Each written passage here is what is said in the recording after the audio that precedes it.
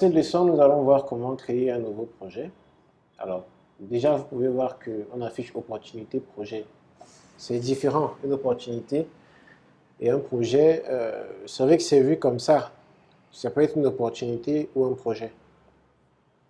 Mais, effectivement, le projet est différent de l'opportunité. Mais là, nous allons nous concentrer sur le projet.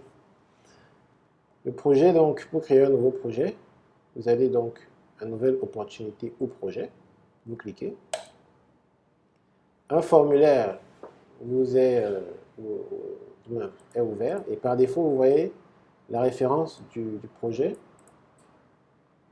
Vous pouvez le modifier, hein, mais par défaut, il y a une nomenclature qui a été définie dans les configurations qui permet d'attribuer une référence au projet, c'est obligatoire. Alors, le libellé du projet, c'est le nom du projet, n'est-ce pas? Alors, nous allons définir, comme c'est un projet, nous allons créer, on va dire projet, c'est un exemple, hein. Projet de formation du personnel, du personnel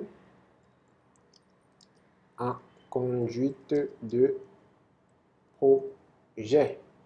Voilà. Alors, est-ce qu'il y a un tiers qui est lié à cette activité? Pour l'instant, on n'a pas créé de tiers. S'il y a un tiers qui doit intervenir, par exemple, ça peut être un fournisseur, ça peut être notre contact externe à l'organisation, vous pouvez aller directement créer des tiers ici. Pour le moment, nous laissons vide.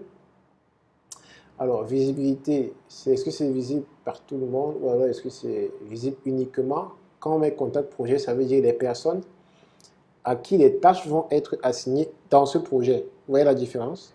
Le contact projet, ce sont les personnes dont les tâches vont être assignées spécifiquement dans ce projet. Eux seuls auront accès à ce projet. Ou alors, si on met tout le monde, ça veut dire que toutes les personnes qui sont inscrites dans la plateforme, c'est-à-dire les personnes de l'organisation JAPSO, qui seront inscrits dans la plateforme pourront voir le contenu de ce projet, les tâches, ainsi de suite. Pour le moment, nous allons mettre contact projet parce que nous allons assigner des tâches spécifiques. La date de début du projet, on peut mettre aujourd'hui. La date de fin, on peut mettre, disons que c'est un mois. Alors, ça finit le 30 du mois. Alors, nous allons laisser vide parce que ici, nous ne sommes pas dans une opportunité, mais dans un projet. Tout ce qui concerne opportunité, nous allons le laisser vide. Et plus tard, nous allons voir, quand nous allons créer des opportunités, ce que c'est qu'une opportunité. Mais là, nous allons uniquement parler des projets. C'est un peu confondu parce qu'une opportunité en lui-même est un projet. En elle-même est un projet. Mais un projet n'est pas forcément une opportunité. C'est dans le langage du logiciel. Donc, nous verrons cela dans la partie opportunité. Mais pour le moment, contentons-nous de remplir ce qui concerne le projet. Là, nous avons le budget. Le projet peut être budgétisé. Si on peut laisser vide, ou alors si le budget est connu, on peut le remplir. Et là, la description du projet. Voilà. Pour l'instant, on va mettre une description, hein.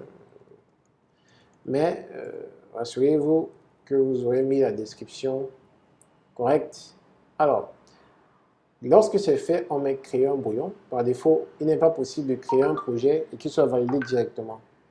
Par défaut, vous allez créer un brouillon de ce projet, mais plus tard, il va devoir être validé. Et lorsque vous l'avez créé, automatiquement, vous avez toutes les informations concernant le projet. Et là, si vous voulez le valider, c'est avec ce bouton. Puisque c'est vous qui avez créé le projet, vous pouvez le valider. Ou alors, vous pouvez attendre qu'un autre administrateur le valide. Voilà. Ou alors, vous pouvez créer, parce que lorsque vous avez créé un projet, ça veut dire que vous êtes prêt à le lancer. Mais là, vous pouvez attendre qu'il soit validé par d'autres membres de l'équipe. Alors là, vous avez les détails sur le projet en question. Vous avez les contacts du projet, c'est-à-dire les personnes qui, qui vont travailler dans le projet. Pour le moment, il n'y a que le super admin. Voilà, vous pouvez ajouter d'autres personnes, hein. Je peux ajouter d'autres personnes. Je peux ajouter Achille, par exemple. Je le mets comme un chef de projet ou je le mets comme un contributeur, ainsi de suite. Ainsi de suite. Donc, vous voyez qu'on peut ajouter au fur et à mesure. Par exemple, là, je vais mettre Achille comme un contributeur. On va mettre super admin ou alors on va mettre Gérald comme le chef de projet. Voilà. OK. Et par défaut, vous voyez, le type de contact, nous allons le voir plus tard, mais vous pouvez ici, il n'y a que deux, il n'y a que contributeur et chef de projet. Or, vous voyez que dans le projet, il peut y avoir plusieurs types du moins d'intervenants. Or là, il n'y a que deux par défaut, mais vous pouvez modifier, vous pouvez ajouter autant que vous voulez. Et nous allons le voir dans la partie configuration. Effectivement, celui qui configure, c'est l'un des administrateurs du projet qui peut configurer et ajouter autant de types de contacts. Ainsi, par projet, on aura des chefs de projet, on aura les contributeurs, on aura par exemple les conseillers, on peut avoir les consultants, ainsi de suite, ainsi de suite. Mais pour le moment, ce n'est que deux. Et on va voir après comment les créer dans une autre leçon. Alors, voici les personnes que nous avons créées. Les tâches maintenant, ça c'est les tâches qui ont été assignées au projet. Pour le moment, il n'y a aucune tâche. Mais pour créer une tâche, nous allons voir dans le prochain cours comment créer une tâche avec ce bouton ou alors avec ce bouton. Alors, le temps consommé dans le projet, effectivement, c'est en fonction des tâches. Nous allons voir le temps consommé. Chaque tâche sera détaillée en sous-tâches et le temps sera assigné. Par exemple, une tâche peut nécessiter 2 jours, une autre peut nécessiter 3 heures de travail étalé sur une certaine durée. Alors, ce temps va être automatiquement rempli et ça permettra de faire le suivi, évaluation de ce projet en pourcentage. On pourra voir l'avancement du projet.